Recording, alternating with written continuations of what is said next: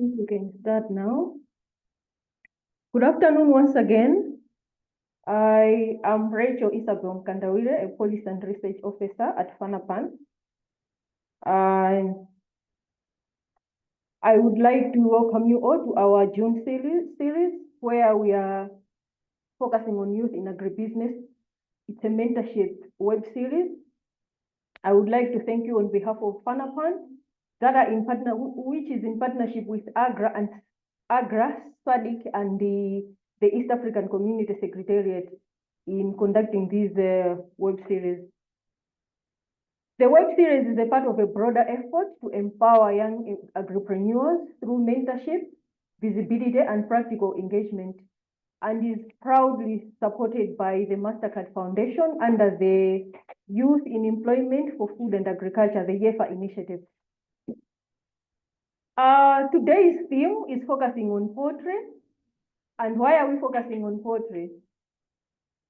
Poultry reflects a bold new era where youth are not just participants, but by leaders and innovators in African agriculture. As you all know, poultry is one of the most accessible and scalable agribusiness value chains for young people. Whether you are producing, you're processing, you're packaging, or trading, it's a space where small beginnings can grow into real business.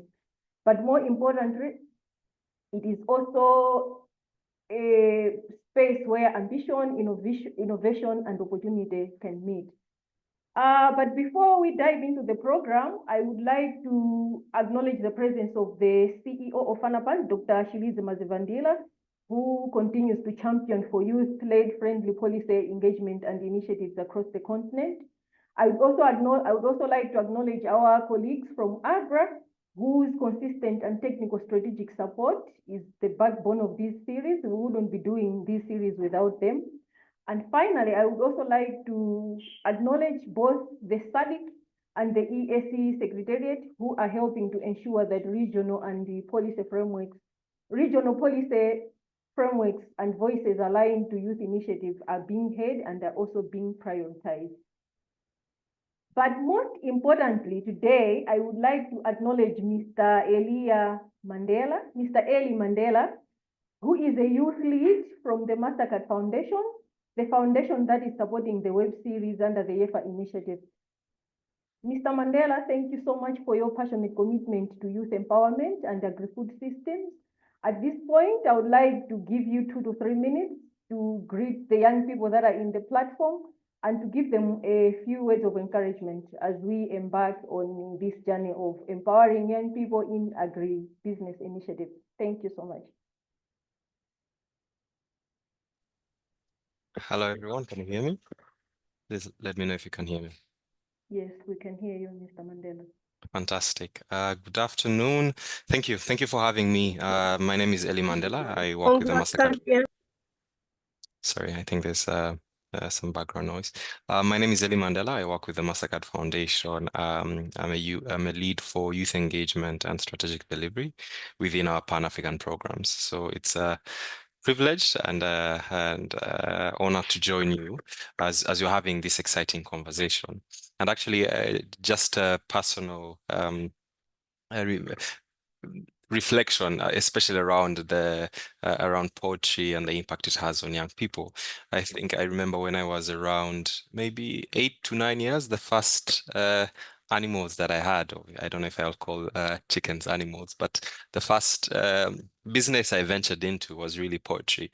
So at that time, my parents they'd gotten chicken to have for dinner.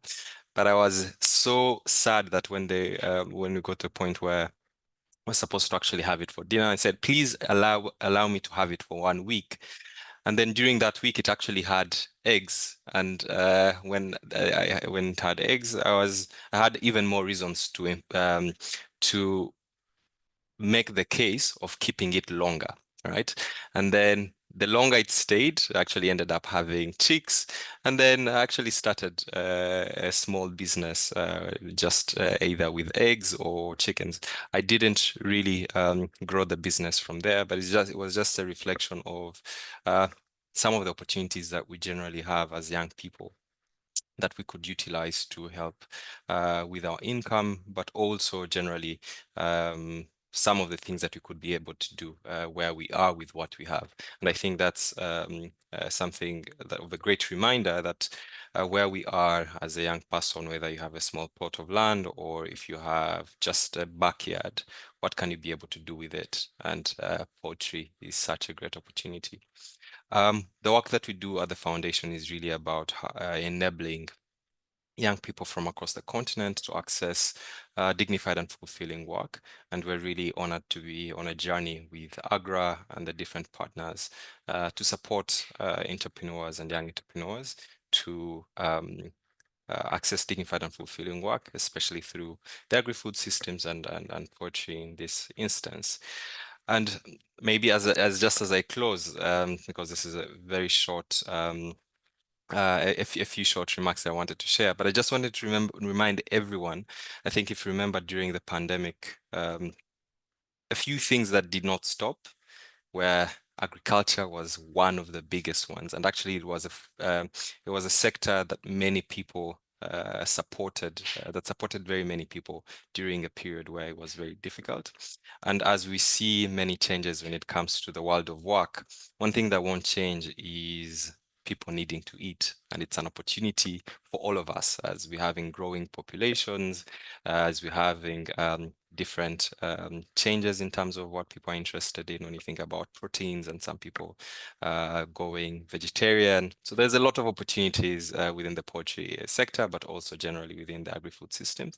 And I think it's really a great privilege to join you, to listen in. That's the main reason I actually joined, to listen in, but also excited to see and learn from all of you what you're working on, and also excite you all about the future of the continent, but also the future of the agri-food systems, that there's so many opportunities that we could use with what we have and where we are as we grow. So thank you. Thank you, Rachel. I'll pass over to you. Thank you so much, Mr. Mandela. You've heard it all. Poultry is an avenue that young people can follow to empower themselves. He is also looking forward to hear your voices and what you have to say from this web series. Before we go into the program, I would like to remind you that there is interpretation for French, and the interpretation for French is available. You can just look on the platform for the symbol of the globe. You're going to see it. Now, I'm just going to walk you through the flow today. First, we'll hear from our keynote speaker, Ms. Elizabeth Christopher Swai, who is the founder and CEO of AKM Glitters Company Limited. She will share her inspiring journey in poultry from small-scale beginnings to building a nationally recognized brand-driven youth and women initiative. After her presentation, we'll have a session for questions and reflections. So please get ready to engage, ask the questions, ask all the burning questions for the opportunities, for the challenges, share your lived experiences as far as the poultry industry is concerned. Then we'll hear from Ms. Mwaka Namukonda, who is the executive coordinator for Kayak. She will share insights into the agribusiness ecosystem for youth, including policy gaps, financing challenges, and how we can create a more enabling environment for young agripreneurs. And then finally, we'll wrap up with takeaways and reflections. So over to you, Ms. Elizabeth Swai. The floor is yours.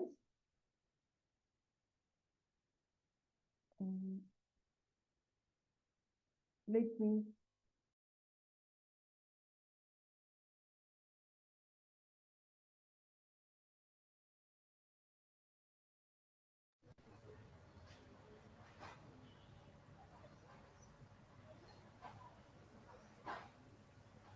Are you able to see her screen? Yes, You can see. I am. Please, Yes, Ms. you're able to see. Ms. Elizabeth, the floor is yours.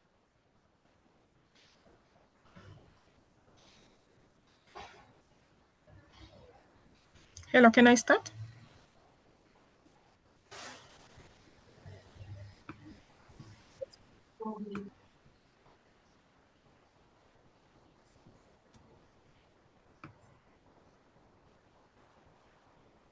Yes, you can. Please go ahead. Hello, good afternoon, all. My name is Elizabeth Christopher Swai. I'm the founder of a company called AKM Glitters Company Limited. I'm also managing it from Tanzania. I'll start with the history of the company. The company started as a backyard poultry keeping activities as any other African household. I started with 250 chickens, and I then started buying small chicks from farmers from the very beginning, fattening them, and then sell them as meat. And that was back in 2004 and 2007. I I registered the company officially and recognized by the policies of the country, and because I didn't want to have issues with the government. Um, what pushed me to register it as a company, when I was by that time I was working with the United Nations World Food Program, after I had worked with the United Nations High Commission for Refugees, and I used to read a lot. I used to read a lot on researches, studies by FAO, and one thing that pushed me was the fact that conclusion of most of the studies was that local chickens or crossbreeds cannot be raised for commercial. So that's how the idea came up with. My company is an integrated poultry company, and we have invested into hatchery, parent stock farm, animal feed production. We are putting a lot of efforts in extension service and capacity building, and in partnership with financiers, we also provide loans to smallholder farmers, and our objectives align with 8 SDGs: 1, 2, 5, and 8, as you can see from the presentation. Next slide. Those are some of our investment. As you can see, that is one of our parent stock farm. It's in Dar es Salaam, and the hatchery on the right-hand side. You can also see the feed mill investment, how it is now, and what we are producing in the feed mill. Our feed mill has a capacity to produce 120 metric tons a day, and we are also we are trading with smallholder farmers as well as our competitors. So we also produce for our competitors. Next slide.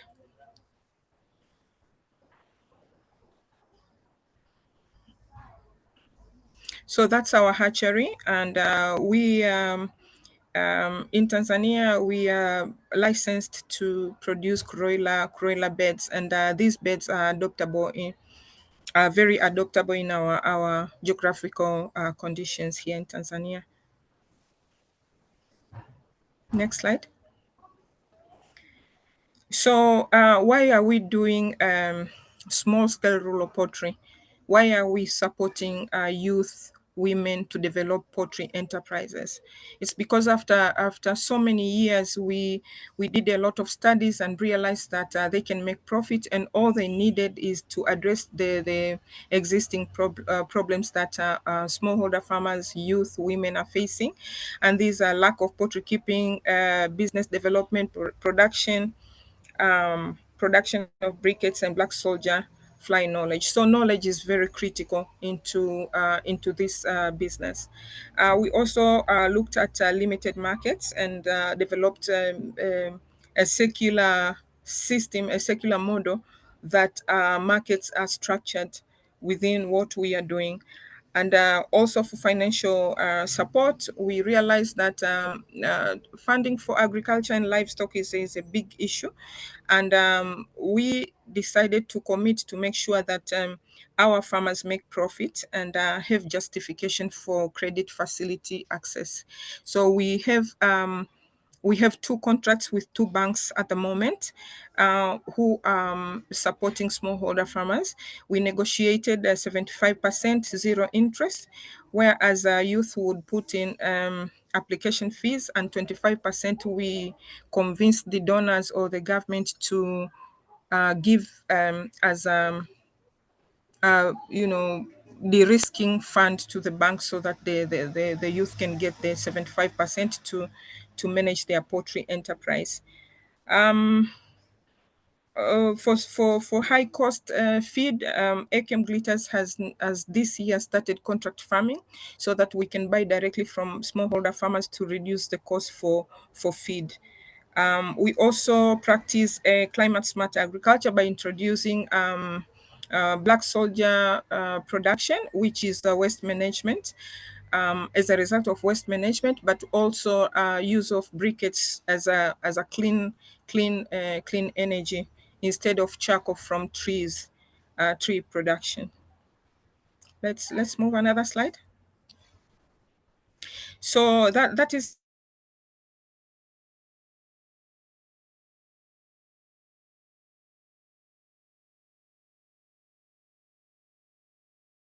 feed mill. As you can see from the feed mill side, we have and for this, for the coming 4 years, we are going to work with 6,600 smallholder farmers. For this year, we are going to work with 600 smallholder farmers. On the side of the chicks, we have 2 wings. We have a commercial wing and we have a development wing. For the development wing, it's a community kind of a program where as the women agents who are buying feed, we have about 580 of them spread across Tanzania, working with over 1.2 million smallholder poultry keepers. So that's the development wing.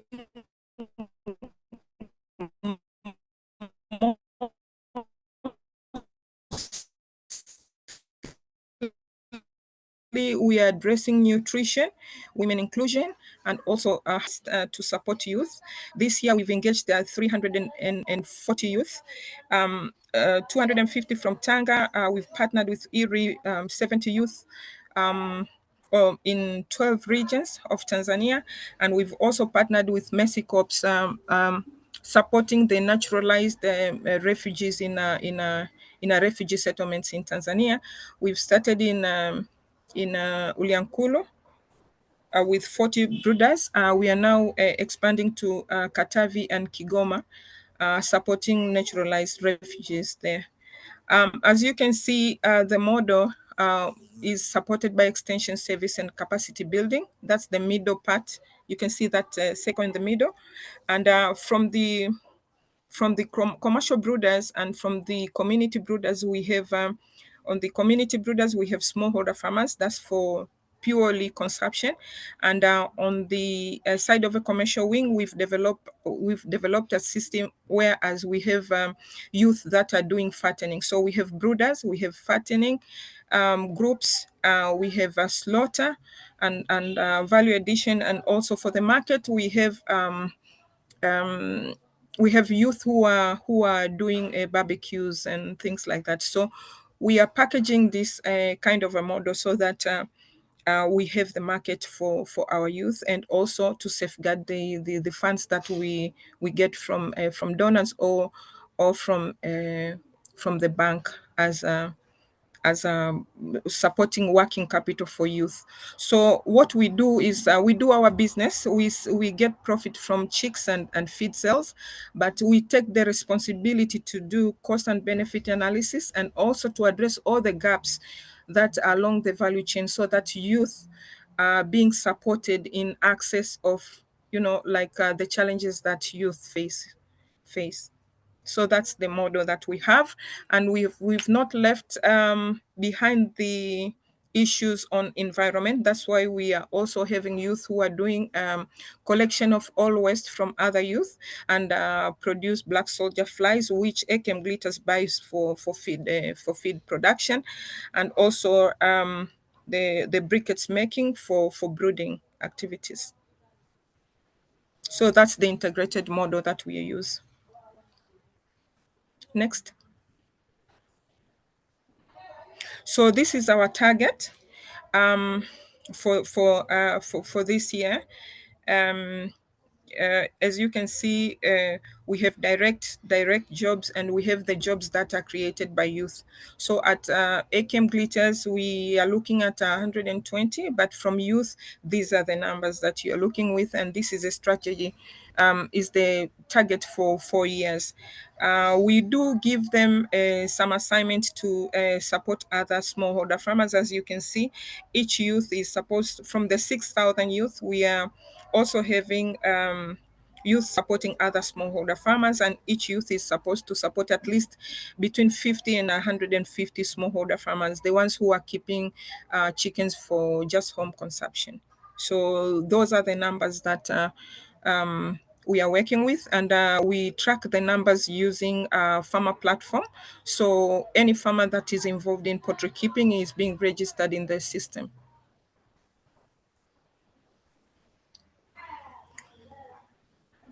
Again,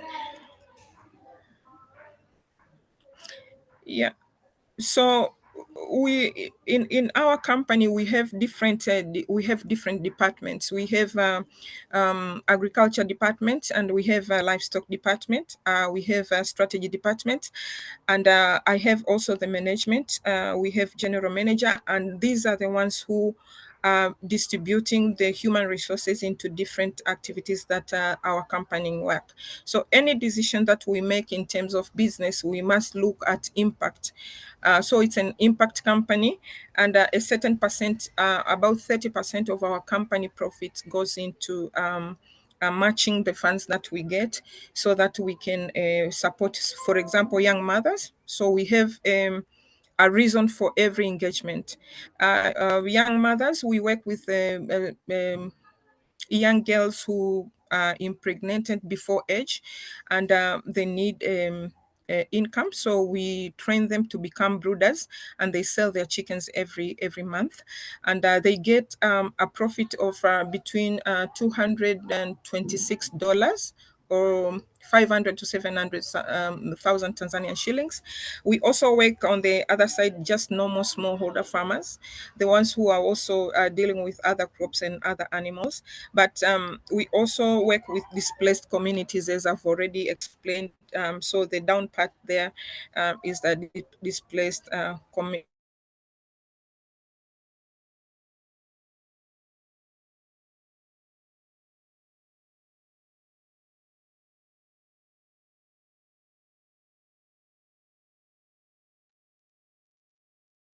Hi, Elizabeth, we seem to have lost you.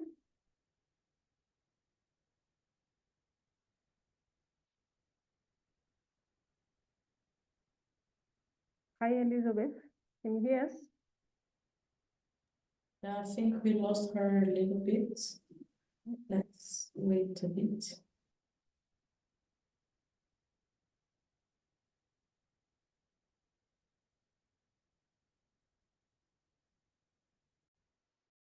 Yeah, I think she dropped.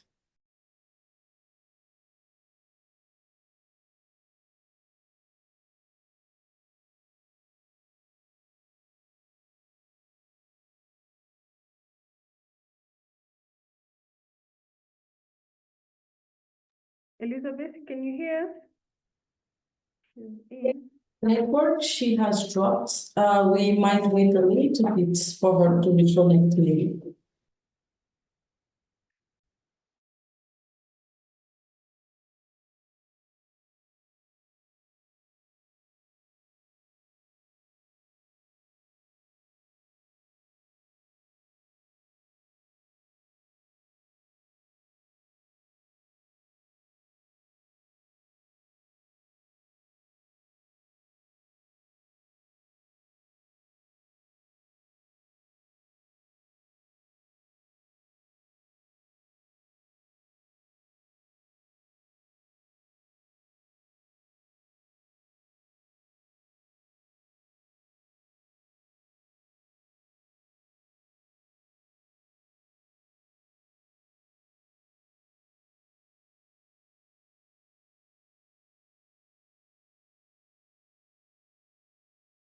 I think Elizabeth is back. Elizabeth, back to you.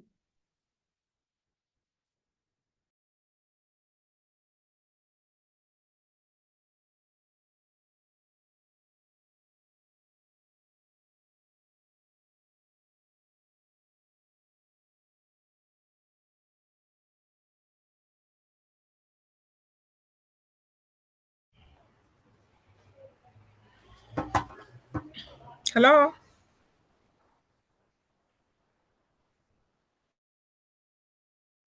Yes, Elizabeth, I think she is back. Hello? Yes, we can hear you. Sorry, we had a power disconnection. Sorry for that. So let's go to another slide, please.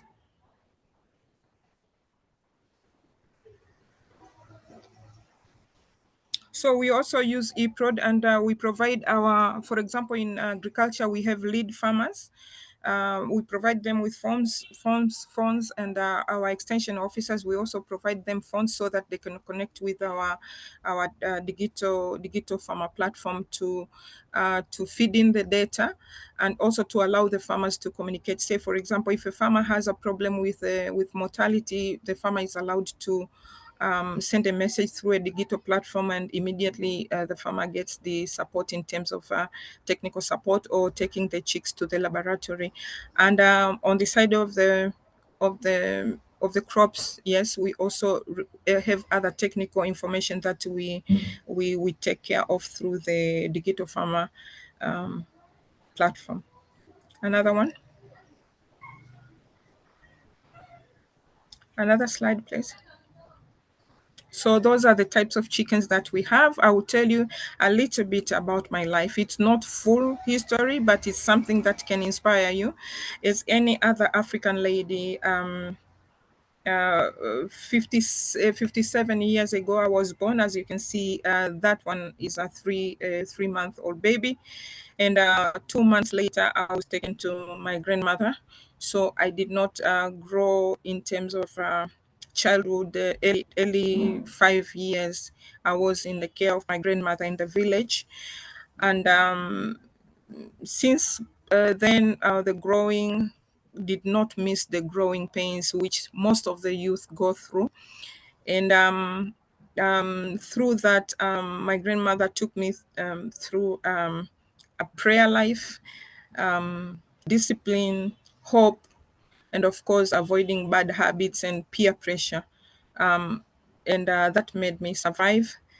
My academic road is also almost the same. I went through government schools to Form 6, and I did not have a guide in terms of a parent to, because I passed it, I was selected to join the university, but unfortunately, I did not have a person to hold my hand and register me at the University of Dar es Salaam. However, during life, I managed to go through informal learning. I went through colleges, different colleges. I did different courses. Not all of them are mentioned here because it would be a long story. But then I ended up being employed by UNHCR. And also after that, I worked at UNHCR for 8 years, and then I was promoted and had an interorganizational transfer to United Nations World Food Program. So I started as a typist, and I ended up as a international professional assistant to country director of World Food Program. I worked there for 8 years, and I did secretarial work, but I also did program work, and I supported school feeding programs, drought programs, and those are the ones that encouraged me to go through a lot of reading papers and research. And then I realized that what is being done with the UN, I can literally adopt the model of doing the same, but adding a much more complex business related idea, which by then was a new model. And literally there were no even policies to support that. But that's where I got myself into. During this process, learning has been my inspiration. And I would also want to acknowledge the learning during COVID, whereas I was enrolled at CALA. CALA is an AGRA program, AGRA-funded program, which we were lucky to be funded 100%. The commitment was to learn for 2 years, whereas our program, the program that I'm sharing with you today, was developed from where it was and added more development to where it is today, and looking at problems differently. One thing that I really look at is to understand the policies at all levels, from the government level, from the ministerial level and municipal level, because that's what guides businesses. It's not a direct kind of positioning of policies, and it's not a direct thing that any youth or any woman can access business without these policies, because the policies and procedures are the ones that guides business growth. So for the youth, it's the responsibility of us who did not any guidance to guide them and take that mentorship role to show them that you cannot find like everything on the table and change your life in a day. It takes a lot of reading. It takes a lot of consultation. I have 3 mentors as I'm speaking with, so youth should not be scared to speak about their inner growing pains or their worries or their needs, because everyone is supposed to have mentors. That's why I mentor a lot of youth using my own story and taking them through a business. And business, usually we have technical policies, but we have general business policies, from investment, from partnership with the public partnership. We have ministries that supports agriculture, that supports livestock. So all these are a package that needs to be understood very well if you really want to get into business, because all the compliances are under policies.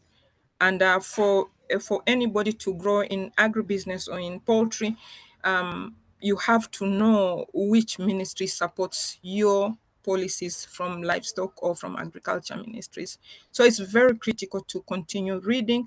It's very critical to open up and use properly the programs that we are being offered. As you can see from what I've written on my small bio there was a course that was offered for 2 years. It was a Harvard course, which you had to give your time to learn and understand. It was financial management for CEOs. So these programs that are being offered are very important courses for youth to commit themselves and learn, continue learning, to understand how the global, the global business setup is, so that to understand what are the trends, what are the challenges, and how to address those challenges. Reading, collaboration, and understanding, personal analysis is very critical. Let's move to another slide, please. On the personal management, truly, one cannot have personal discipline, if you do not have a program for you to follow. For me, I have a program that is very critical for my mindfulness. So I do pray, I do meditate, I do physical activities. When I travel, I do a lot of walking, because sometimes it is a medicine. It's like a healing activities that support my mind. Say, for example, if I'm too worried, if I have challenges that are too heavy for me, walking and praying is very critical, because it makes me it makes me at peace. Because when you do a lot of investment and you deal with people, you deal with governments, you deal with partners, you really have to have peace. So peace is very important, and peace can only be achieved at a personal level once you have a program. You have a nutrition program, you have a recording program. Like every day, I woke up at 5, I walk, I pray, I go through the emails, I journal, I write what I want to achieve that day, and I also give up my time to support others. So every day in the evening, I have like 3 hours to listen to anybody, mostly youth who have problems. And I don't only listen problems that relate to my work, it's also personal problems, because I've realized that youth has depression, youth has growing pains, and this affects business development. Another one, please. So this is a program that I've just spoken to you about. It does not mean that everybody should go with my programs. Everybody should have their own programs at their comfort. So that's when I was a single mother, already divorced, and I was 25 years of age. That's how I started. I lived in an unfinished house. By that time, I was working. I had just joined UNHCR, so that's my kitchen, and that's where I was sleeping. Let's move. So, in order for businesses to work, youth must realize we do have good business characteristics that are very necessary for everybody who is in the business. So you should have vision, you should have time to think, you should have time to consult on strategic thinking, where you want to do, what impact would you have, what personal development would you achieve. So you have to really look at yourselves and address these issues from visions, adaptability, and resilience. I've just told you that sometimes in business we have issues that are very critical, that a friend or a mother cannot help you at all. So sometimes you need to develop a situation where as you have somewhere you can get that peace. So for me, praying, exercising, meditating, and sometimes even sitting quietly, not speaking too much to everybody, because then everybody will confuse you. So I have few mentors, I have few coaches that I trust. You should have trust. You should have trusted people that you can tell the things that they can support. So you don't tell somebody who does not wish you well. You tell somebody who would be there for you, who would listen to you. It does not matter whether you're friends or not, but a person whom you trust, a person who will give it all to help you get out of the situation. So we also have to have customer-centric approach. We should not be rude. We should not be pushy. We should not chase customers away. We should look at issues like political issues, religious issues. These are the issues that you have to be very keen when you're speaking to your customer, because when you're affecting one religion, you can affect most of them because they will speak negatively about you. So you should have integrity, trust. You should try and build a strong leadership. You should be innovative. Nowadays, everybody goes to AI, but I'm sure AI cannot give you results, cannot give you answers if you do not have the strategy, if you do not have the direction of where you want to go. So you really have to own your own business. Using AI, yes, it's easy, but then AI will develop something that is not you. It's something that will pick it somewhere. So you have to guide the AI to make sure that whatever comes out is owned by yourself. Even when you're using consultancies to develop these strategies, because all these characteristics that we must have as business people, there are experts that are doing that, but then you should not do copy and paste or allow a consultant to write as they wish, because then they will misdirect you. So financial prudence, you should have documentations that the documents that can lead you. And it's not necessary that you start with a bigger documents. You can have a business plan, 2-page business plan, simple. Write what you think, where you want to what you want to achieve, where you want to be, whom do you want to impact, because then that is a guide tool. Then you develop it slowly. And at a personal level, you may look at yourself, analyze what you're missing, You can analyze yourself. If you are an angry person, you will know. So you just put up a strategy to work on the business, on the characteristics that would affect your business. So you if you need assistance, then go back to what I just said, a trusted person who can help you. Next stage. Next slide, please. Okay, as I just said, there are some of the characters that harm you. I've already spoken to them before. We do have challenges. I think most of the challenges you've heard me speaking on me, myself. Um, some some some people are lucky because they go through formal academic systems, whereas they're supported to university to PhD. But there is this group that is left behind. It depends with you and how you decide to be, because being a good youth is what you decide to be. So the the complexities of growing up should not hold you back. We have policies, we have policies that are unpredictable, that affect us. We do have issues in accessing information. Please access information from right sources. Colleges, universities are the right places for you to access right information. If you need policies, go to the ministries. So do not just juggle into social media or into other people to tell you what to do. Take your time, look for information from right sources. That's as business informalization, for example, it differs from country to country.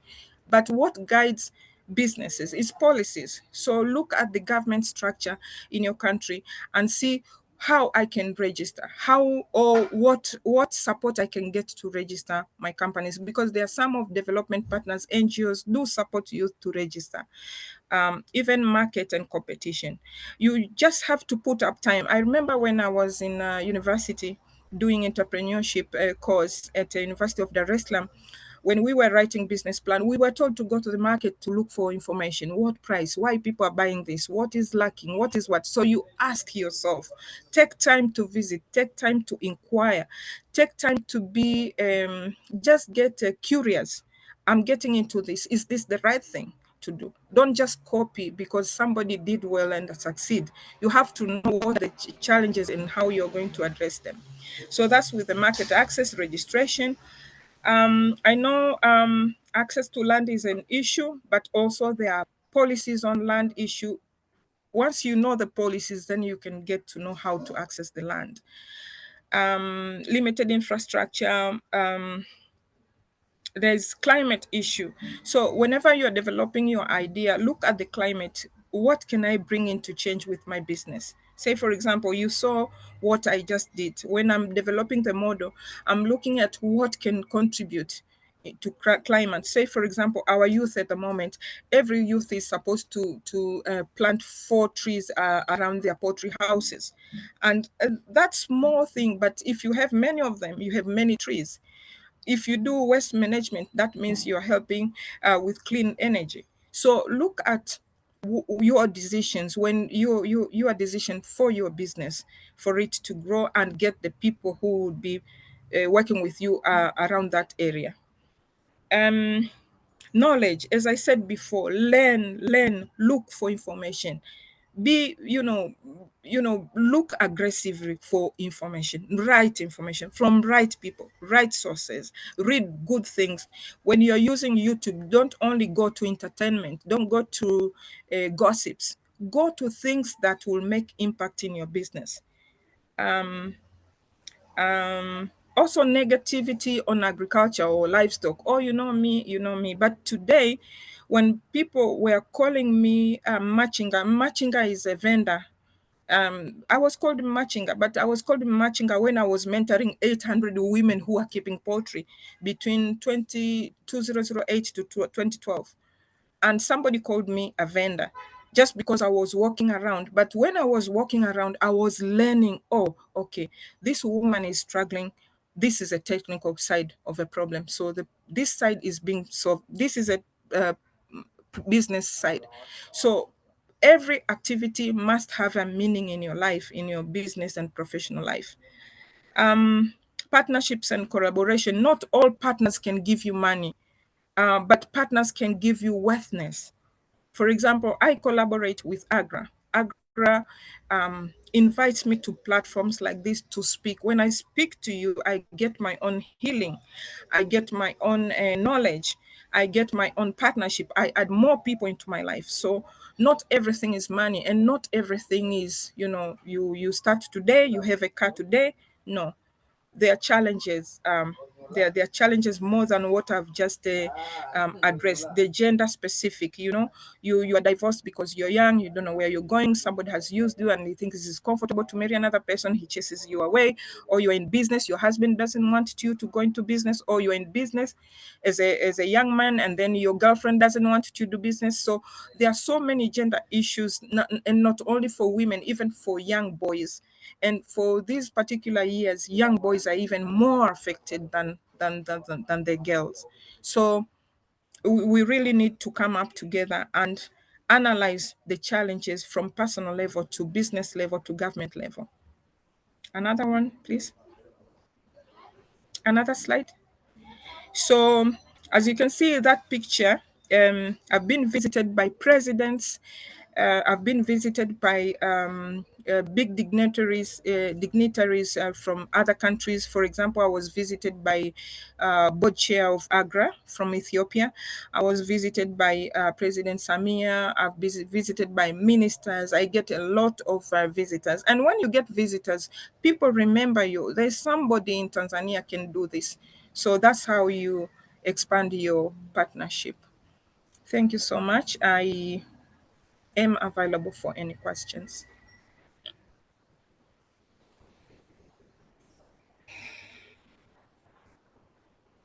Thank you so much, Miss Elizabeth. We've covered quite a bit, from your inspiring story to the opportunities, the real challenges young people face in the industry.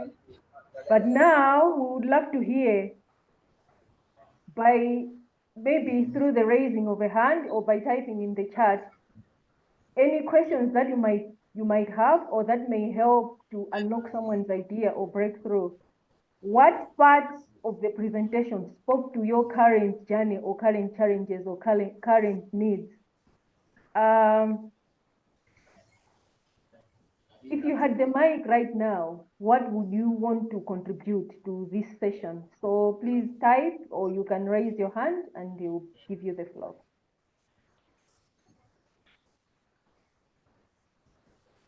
And the chat saying, how did you finance growth of your business?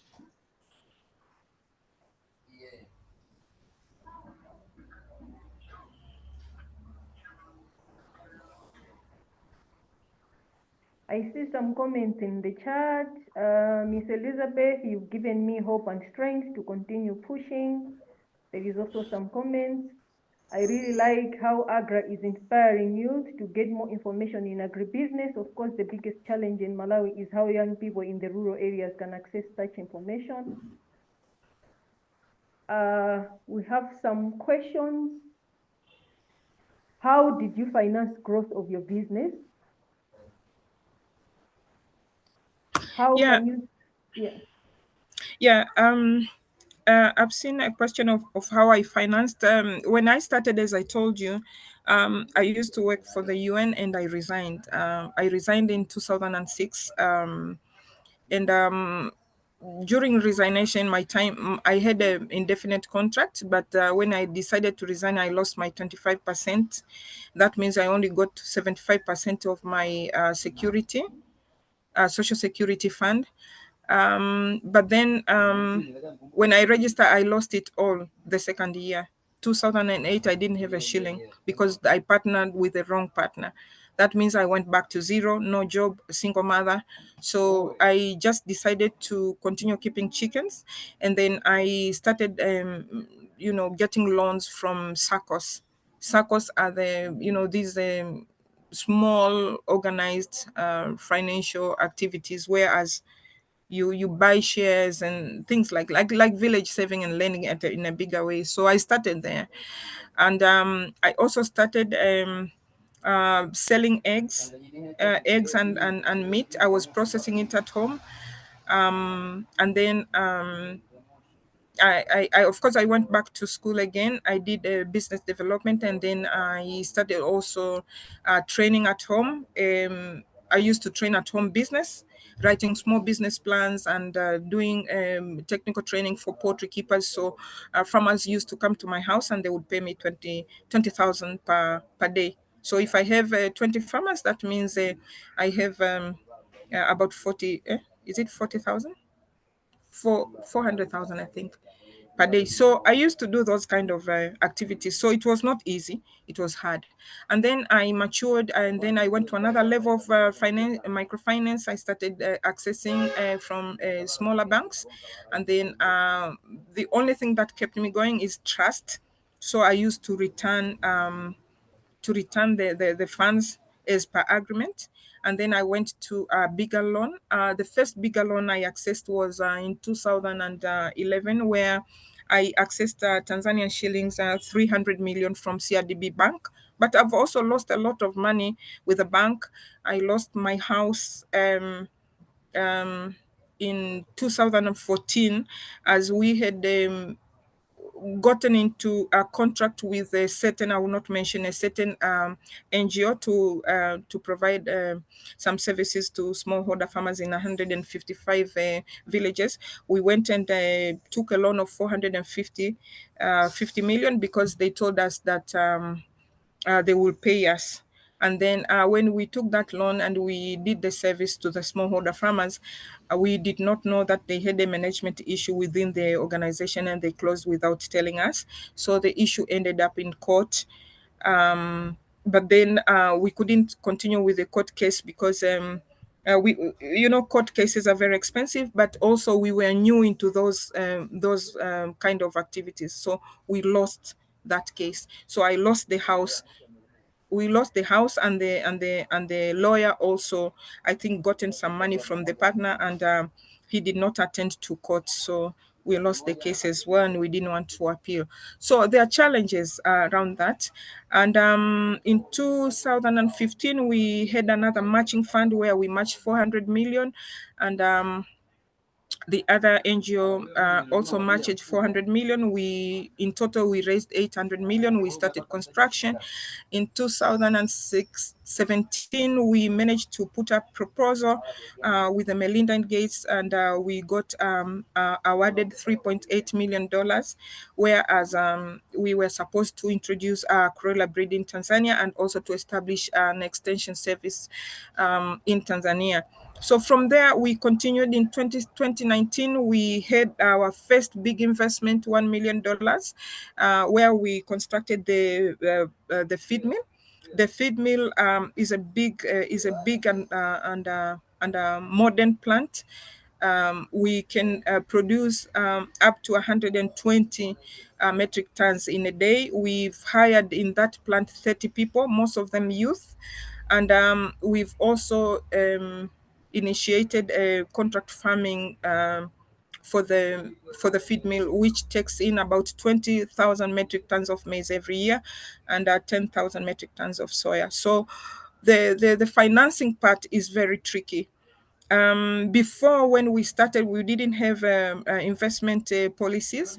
That means you had to go for collateral. This time you can have access to finance when you use insurance, for example, or you can use contracts, for example. You can use any types of contracts out there. The secret is for you to go to the bank and get to know the products of the bank, so that you know exactly how to approach the loan application. However, the banks are businesses. They don't just give money. They will ask for documentation, financial history, and documentation would include a strategy, company strategy, business plan, budget, financial model. They will also look for use of funds. They will also look for a business plan. So these are the documents that also compliance, they will go and look for compliance. They will check credit bureau to check your financial history and so many other things. Nowadays, they even check social media. So for youth, please don't go out there on a social media and display your nakedness. That's not good, because financiers go there to look for your personal characteristic. Are you serious? So please use social media wisely, and don't misuse social media at all, because it portrays your characteristics. People will want to know who you are. Yeah, so that's it. Thank you. Thank you so much. I've seen a hand from Abraham. Please, maybe we can take 3 questions and then you respond to those 3 and then go on and go forth. Abraham, please go ahead. Yes, thanks very much, Elizabeth. I would like to, my question is in regards to the support you've received. Have you received any support from the Tanzanian government? And also, have you received any support from any other NGO that has been providing you maybe with grant and technical assistance? Yeah, thanks very much. And I'm Abraham from Triva Greek. Thanks. Thank you so much. Yeah, thank you so much, Abraham. I do receive technical assistances. For the past few years, I had a technical assistance from Aseli. They did a gap analysis on our company. We also received technical assistance from Spiker. They did operational processes, so that we know how our financial manuals sits into how our processes aligns with the financial manuals and other manuals that we have. And I'm sorry, I forgot about this. To develop a company, you really need to develop governance, and governance requires you to develop different manuals, from financial manuals, human resources, gender, safety policies, and all this. So growing the business, you really need to start developing these governance structures. So yes, we do receive, and I think this year we've requested some, I think 4 or 5 technical assistances. So yes, we do receive technical assistances, and no, the government has never extended a single shilling to us, but we work very closely with the government. We have very good relationship with the government. I chair an executive committee of compact agreement between private sector and ministry. As a chairperson of one of the association, Tanzania Poultry Breeders Association, we joined hands with an organization called SAGOT. We sat with the government and agreed to have a compact agreement to oversee like an oversight organization for policies and its implementation. So I chair that executive committee. So I take extra responsibilities to make sure that we also contribute to policy reviews and also policy implementation and monitoring of policies. So yes, we work with the government.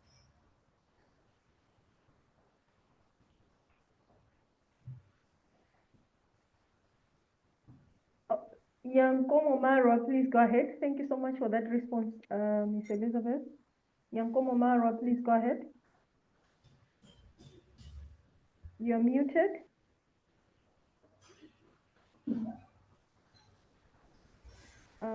If not, maybe we can go to Sheena Luyima. So much. I was not able to unmute myself, so I see you have unmuted me.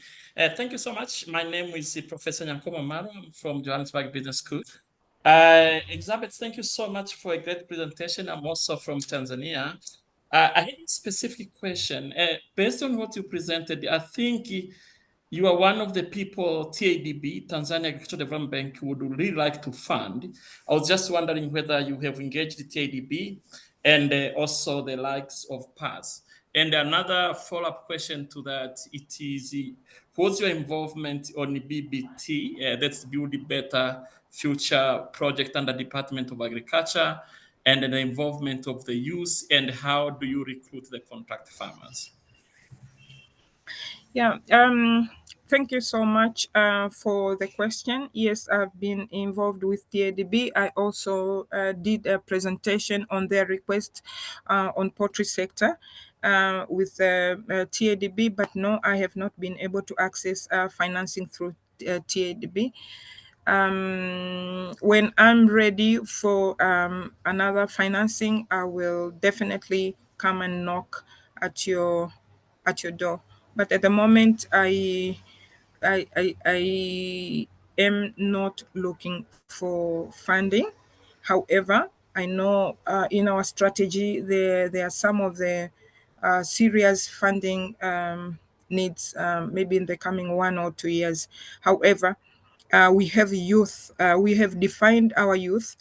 We have identified their budgets and for funding. So at the moment, we are working with 340 youth.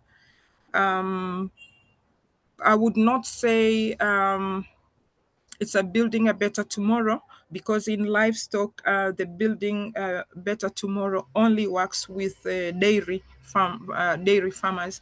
However, I share the information with the Ministry of Livestock, and we are in discussion for them to see whether they can fund and support youth in poultry. So yes, we would want to work with BBT, but no, we've not started working with BBT at this particular time.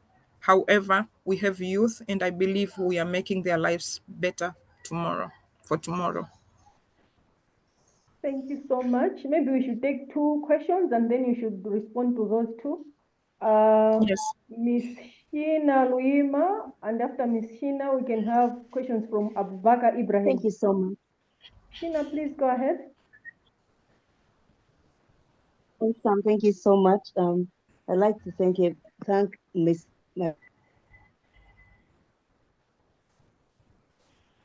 Madam Elizabeth. It's been awesome. I am from Uganda, and I'm trying to develop an SPV with my fellow youth to unlock the potential, because I realized that of agriculture, I realized that it's not a one-man's job.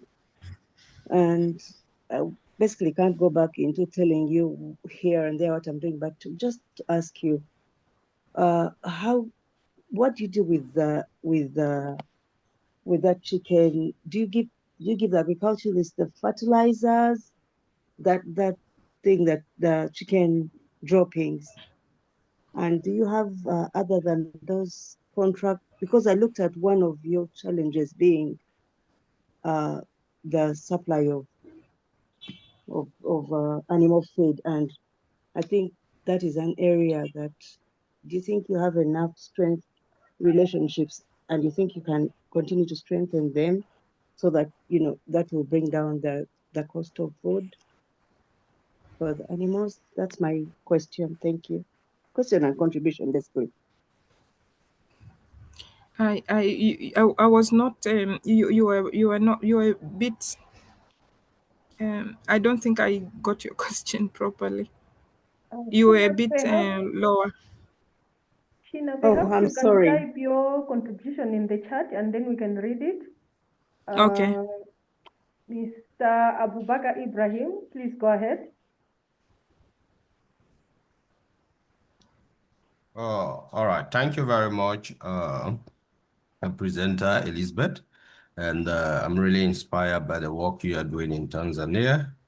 And I also love to learn from you more, especially by looking at some of the biggest challenges you have been encountering in employing people with disability. Because I saw from your presentation, your company have contributed and create a lot of employment opportunity for farmers in Tanzania, but excluding 0 person with disability. What has been the challenges you have been faced in employing people with disability? Then secondly, we're looking at feed. Feed is a very big challenge for us here in Sierra Leone, especially the chicks, the livestock. So looking at what you are doing, how can someone tap on what you are doing on the feed production and wow.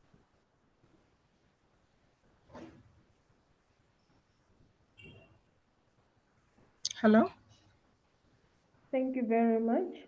Please, if you have any comments or reflections from what Mr. Ibrahim shared, please go ahead. Yeah. You know, we work with other countries as well.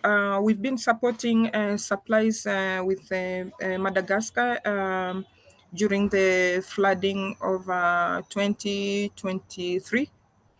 We also worked with a Kenyan lady supporting their smallholder farmers in Kenya, whereas she was receiving feeds and chicks from us. We also support Comoro during the, I think there was a typhoon some years back. We went and did and supported them with analysis after I think it was Kate. I think it was Kate typhoon or something like that. We went and supported Comoro to carry out the assessment of poultry keepers after the Kate disaster. So yes, we do support other countries as well as far as we have funds. We do support, but we also trade with other countries as well, including feeds.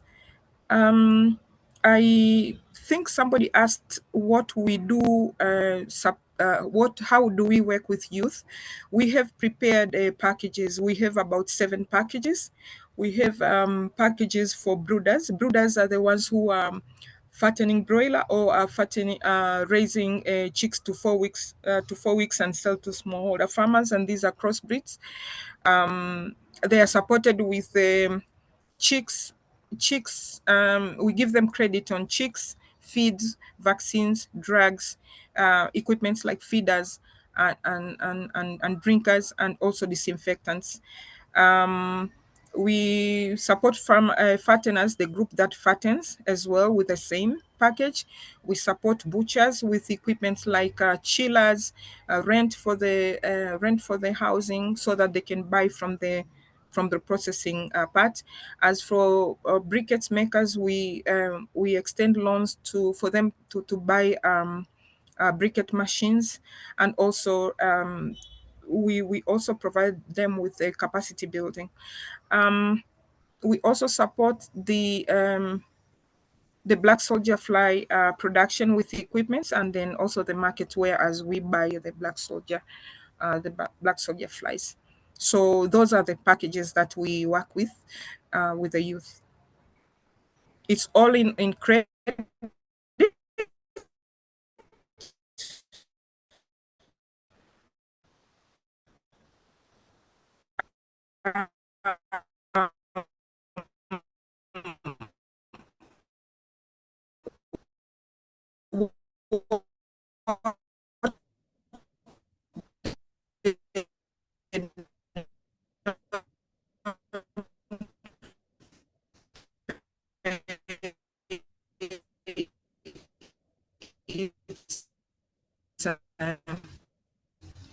What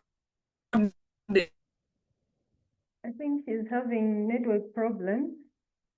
Can you hear us? Yeah, we can hear you, but maybe she has a problem. Yeah.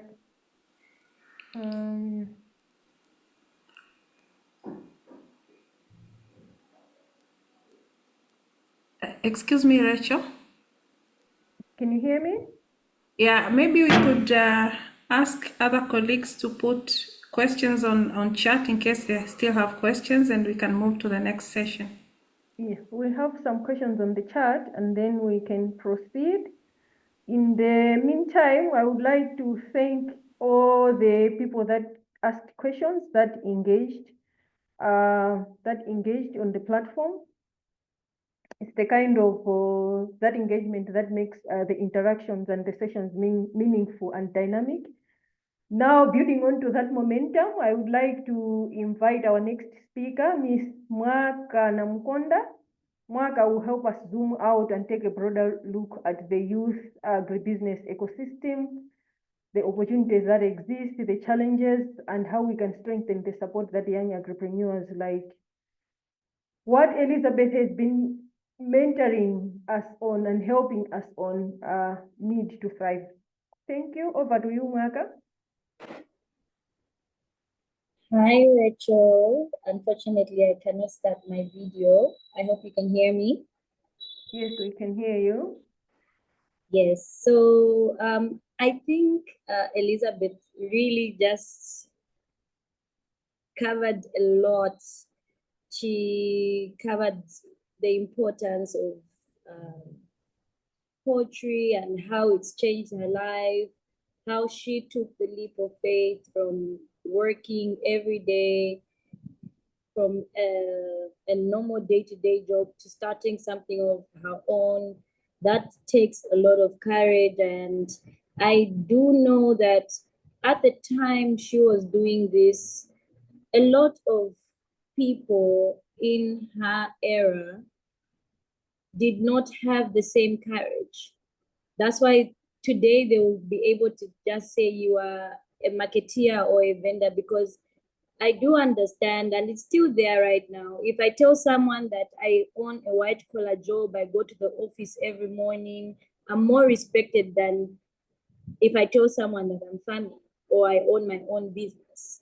So these are definitely things that I've noticed. These are strengths that we can borrow from Elizabeth, and I'm so happy to be here to speak a part on and spread some more light on what she shared. So of course, like you had said, Rachel, why poultry? Why the youth? Why? How do we put this together? The youth of 2025 want fast money. And that's poultry farming. That's one of the best initiatives that you could take if you want fast returns. You know, poultry has short productive cycles. It's got high scalability, and it's got affordable protein sources, and it also has a significant job creation.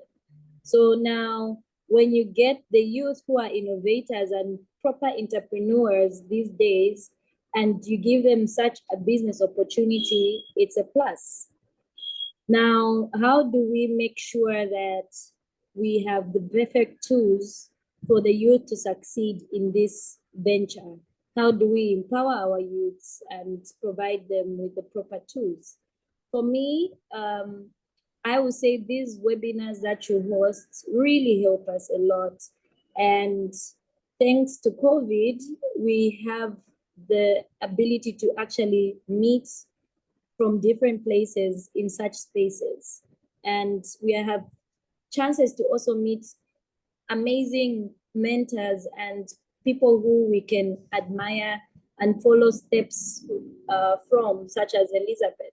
So these knowledge and skill training programs really are an important tool, and I really am grateful that Agra, MasterCard are really coming together. Even the secretariat, you know, they are all coming together, coming to make this work. So this is really important, and I would like to just let you know that we are grateful as the youth for creating this space. Then also, other tools that we would really empower the youth to participate more in agriculture is, of course, mentorship and networking, like we are doing right now.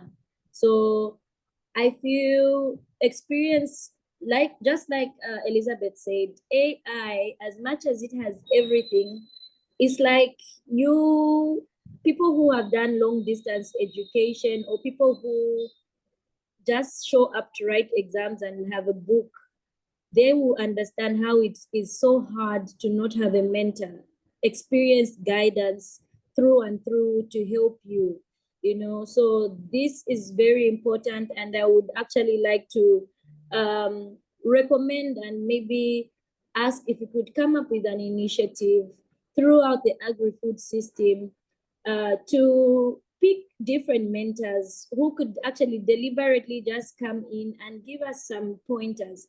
I have seen in the group chat There are some people who are asking, oh, could we have a group where she could, like, Elizabeth could help us with where to get the feed, what's the best thing to do. And so it would be nice to have like a section where mentors could come and give their, you know, guidance on certain things. How do we manage climate change? How do we manage certain things without finances and so on? So mentorship is also really another tool that I would really emphasize on. Financial inclusion, of course, is one of the biggest problems throughout the whole agri-food system, not only poultry. We really, really need proper financial literacy and incubators who could help us understand to say, okay, money written on a business plan or in a financial business analysis is not usually the money that you get to use.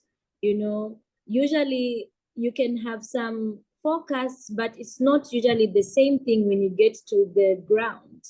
There are inflations, there's so many things happening, and financial literacy is something that a lot of us youth need, because sometimes we do get the money, but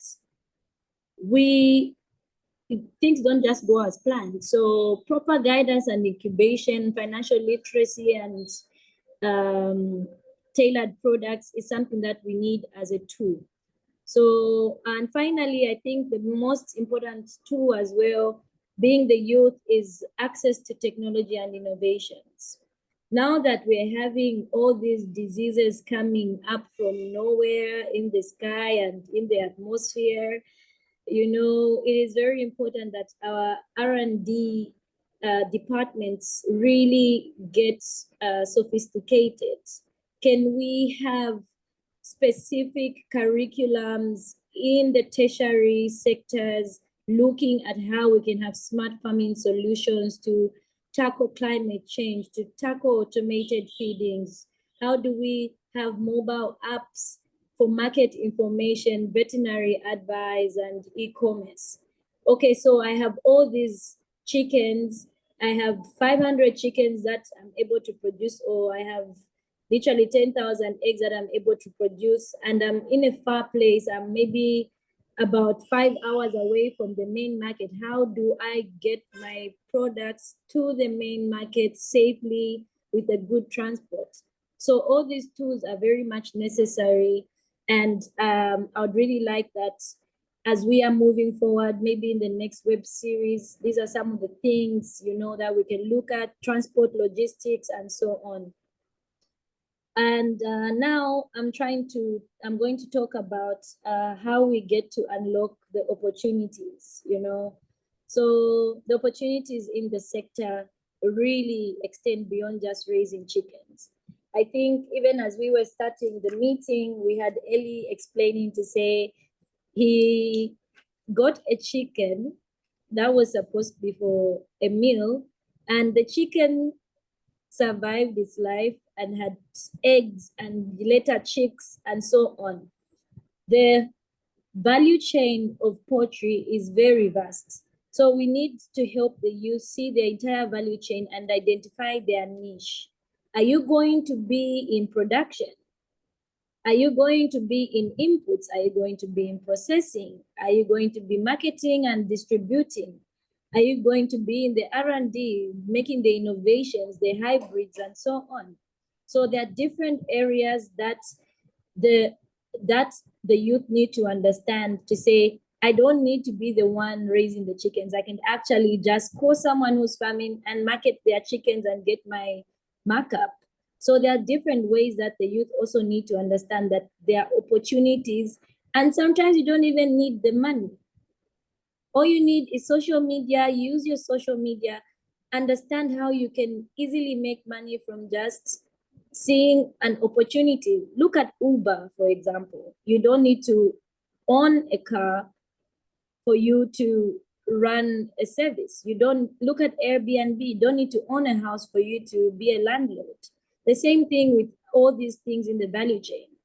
There are certain things that you can actually manage without having the full financial capacity that you need. Then as you go, you scale up. So these are certain opportunities that I would like the youth to open their eyes to. Then how do we now bridge the gap? These now I'm going to talk about the key policy challenges, okay? So as much as we have opportunities which are vast, we should always actually understand, just like Elizabeth said, the systematic policy. You know, what is your country saying about certain things? What hinders you from getting the progress that you need as a youth? What limits the sector from its full potential? You know, so I'm so happy that this web series is in conjunction with EAC Secretariat and SADC Secretariat, because even at regional level, there are certain policies that we need to work with, you know. So now, when we talk about the policy gaps, of course, you talk about the access to productive resources. When we talk about productive resources, we're talking about land tenure. We're talking about finances. Okay, those are some of the biggest things that, of course, I know are troubling a lot of us. We're talking about also education and skill alignment. Our curriculum is really disconnected, and I would like to make a call that we have a look at our curriculum.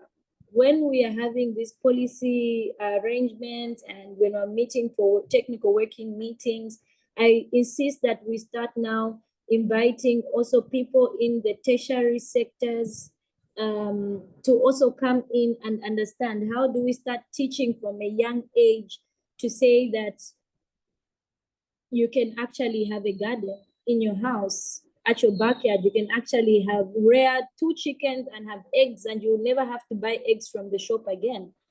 How do we bring in the curriculum, not only in schools, but even at home? So we have a curriculum disconnect, okay? Then also extension services. These are there's a limited reach and youth-friendly approaches. Market access and infrastructure is also a big problem in Africa. How do I manage to store my chickens? I'm from Zambia, and we've been having the worst drought for the past 3 years until recently this year when it started raining, maybe from mid last year. But we have been having load shedding that would even go as much as 23 hours. Now, can you imagine? I have my chickens and my deep freezer is just, I mean, of course it can hold in some temperature, but for how long? So there are all these certain things for cold rooms, you know, transportation, poorly organized markets, you know, that also affects the youth. Also now, the gender bias. So now I'm a woman, I'm in agriculture. My land rights, my credits, this has been the biggest problem ever. It's not even about feminism, but we need to come to a point where we understand that certain things can be done by both women and men. And so it is things that we need to change from a mindset. How do we change the gender biasness to say that, okay, my wife is actually making more money than me? How do we now push as a family? Okay, you continue with that, I'll take up this. It doesn't make you any weaker as a man. It doesn't make you any weaker as a woman to have a man who is doing otherwise. So now we have to come to a generation where you have to have a common goal with your partners, with the community to say, okay, we all have strengths. The women also can take up the positions and so on. So these are some of the gaps that I can highlight, and I'm just bringing to the case. And I'm sure Elizabeth also said so much more, you know. So now, how do we map the path? With all these gaps, how do we now move forward? So to truly empower our youth, we need a proper coordinated more roadmap. Of course, the road can never be that clear, but we need to start the journey. And by this web series, the journey has already started. Okay, so now how do we connect regional aspirations with national strategies all the way to the CSOs and local implementation. So now, for example, I'm going to talk about the regional level. So when it comes to the SADC and EAC secretariats, for me, I would advise that we have harmonized policies for agricultural development. I had a privilege where I actually was in the same meeting with Rachel, and we were at the regional agriculture investment plan for the SADC region. This was a SADC Secretariat prepared event. And I think so far the SADC is the first one that has been able to prepare this regional agriculture investment plan. And such policies that harmonize agriculture development are very, very important, because Zambia is there, Malawi is there, we have people from South Africa, and we all agree to say, okay, guys, as a region, what is really bothering us? How can we move? How do we now domesticate what we're saying here all the way to national level, you know? So from regional level, we need harmonized policies. We need to facilitate cross-border trade of poultry products and inputs. How do we have harmonized rules and regulations? Okay, how do we have harmonized vaccines for our animals? So all those issues have to be promoted. How do we promote regional research and knowledge exchange? This REB series plays a very vital role in this consistent regional messaging.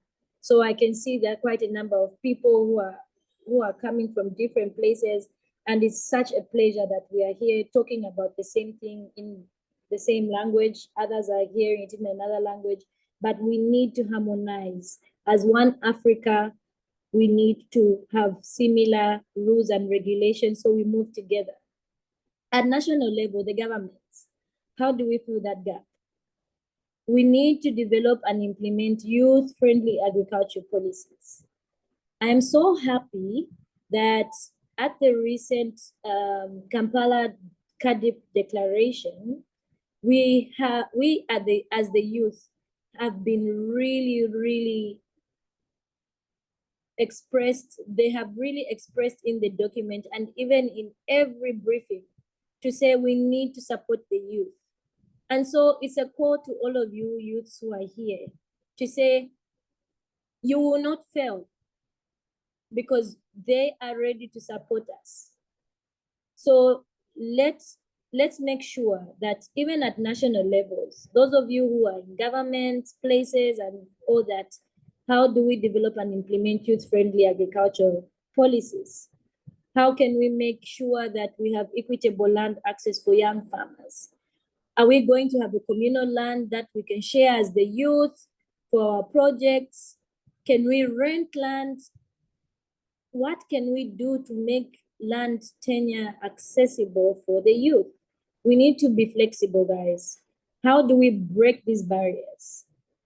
Okay, then at the CSO level now, I'm talking about deep in the farms, okay? Deep in your civil society organization.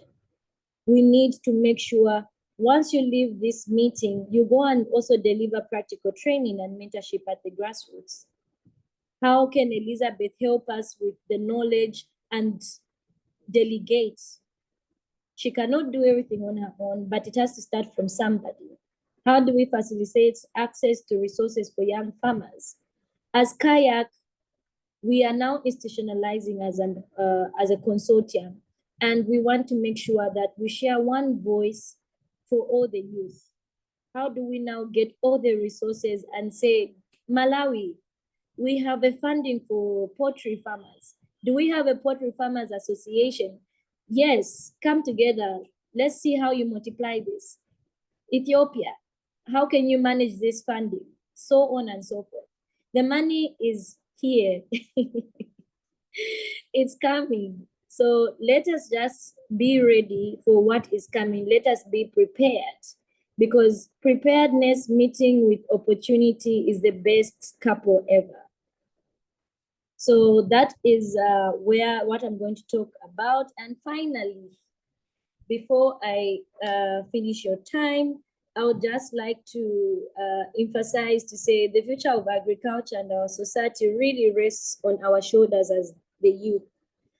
I don't know if some of you have been able to watch certain movies that show like an end in time when there is a scarcity in water, there is scarcity in food, there are zombies around, you know, and these things I feel to an extent will come to happen, but Africa should be prepared for these things. Climate change, you know, how do we make agriculture sustainable? How do we practice agriculture sustainable?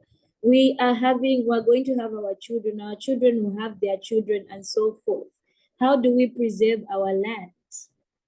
We need to be as innovative as possible and also make sure we borrow from our ancestors. How are we still able to live a good life today because of the way they lived life before? How are we able to produce proper productions with less fossil fuels? So all these things need to be looked into. By providing the right tools, we really want to insist to say that AGRA, MasterCard, FANAPAN, the secretariats, please, we implore you to provide more of these tools, and we know you are doing your best. We highlight the vast opportunities, and collaboratively, we address the policy gaps across all levels. We are not just empowering individuals, we'll be building resilient food systems, stronger economies, and a truly sustainable future for all of us. So with those closing remarks, I just want to say thank you so much for the opportunity, and I hope I covered my time well. Thank you. Thank you very much, Mwaka, for those insightful perspectives and remarks. To receive calls that you should introduce yourself, maybe you should write your contact details in the chat so that a few people from AGRA can reach you. Thank you. And finally, I would like to thank you all, our participants, our speakers who stayed engaged, asked questions, and brought this session to life with your energy and curiosity. We've heard an inspiring story that shows us that poultry business is not just about chickens, but it's entrepreneurship, it's leadership, it's innovation, it's inspiration, and it's also a reminder that we can build something powerful from humble beginnings. As Elizabeth said, that it started as a backyard business. And through Mwaga's lens, we've zoomed out to see the broader picture, the enabling environments, the policy gaps, the opportunities, the ecosystem players that all must work together to unlock the full potential of young people. If you still have questions and reflections that were not addressed during the session, please feel free to drop them in the chat. FANAPAN will compile the response from all the speakers and share them on the FANAPAN website in the coming days. So stay connected and keep the conversation going by checking out the FANAPAN website. And finally, I would like to express my deep appreciation to the following people, especially to Miss Elizabeth for her openness and her willingness to share. Very few people that have attained the level of success that Elizabeth Swai has do not even want to be bothered with the platforms, with NGOs, with regional organizations. They just do their things without sharing. So that is greatly appreciated, and you should also do the same to other platforms that may need your inspiration and your mentorship and motivation. To Ms. Mwaga, thank you very much for being available, for making your time and clearing your schedule and share your practical insights. To our partners, AGRA, SADC, and ESC, for the continued collaboration, thank you very much. And also to Mastercard Foundation through the EFA initiative for supporting this Youth in Agribusiness Mentorship Series. At closing, I would like to leave you with this. Let us not just participate. Let us shape. Let us not wait to be invited, but let us lead. Because the future of African agriculture depends on bold, creative, and supported young people like you. Thank you very much for being with us today. Until next time, keep rising from the COOP. Thank you very much. Have a good day and enjoy the rest of the week. Bye-bye.